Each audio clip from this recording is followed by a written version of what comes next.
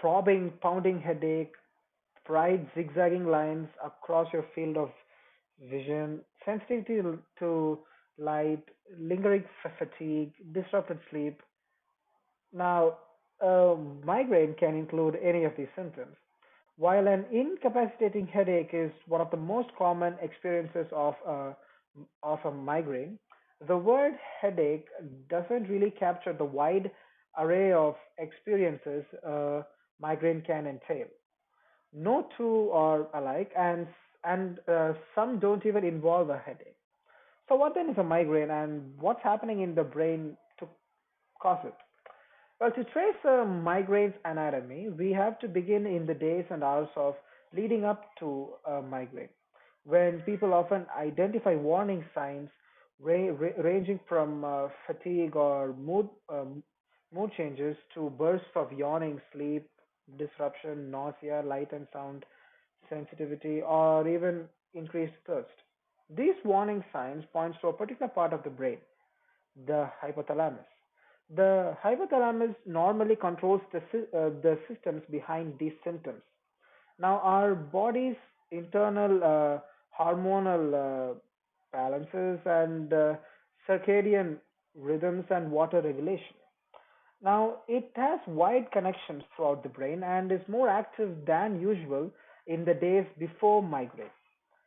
Another common sign in the migraine, which can take the form of a transient visual changes, tingling, or even trouble speaking.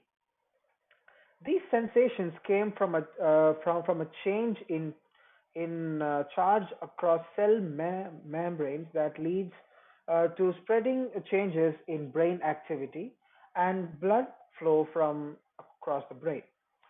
So we don't know what triggers this change in charge, but it can spread quickly over the surface of the brain, causing different aura symptoms depending on the affected area. If it inches over the visual cortex, for example, it may cause an image or blind spot to spread over the visual field. During the headache phase, the trigeminal nerve plays a key role. The nerve normally transmits touch, temperature, and other sensations from the skin to most of the face, part of the scalp, and some of the blood vessels and layers covering the cerebral cortex. Once activated, the trigeminal nerve transmits pain signals. During a migraine, this pathway becomes sensitized, meaning the threshold for provoking pain is lowered. Sensations that would usually be pain-free, such as coughing, bending over, or light and sound, can become painful. Migraines are as common as they are diverse, affecting as many 33% of women and 13% men in their lifetime. Still, there is much we don't know about them. We can see that migraine is a neurological disorder affecting multiple parts of the brain, which is the brainstem, cerebral hemispheres, and the nerves themselves.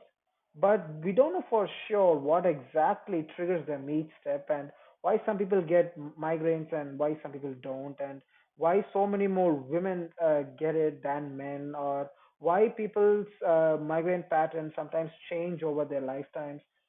Hormonal fluctuations are thought to have a role in some of these things, and but we don't know for sure.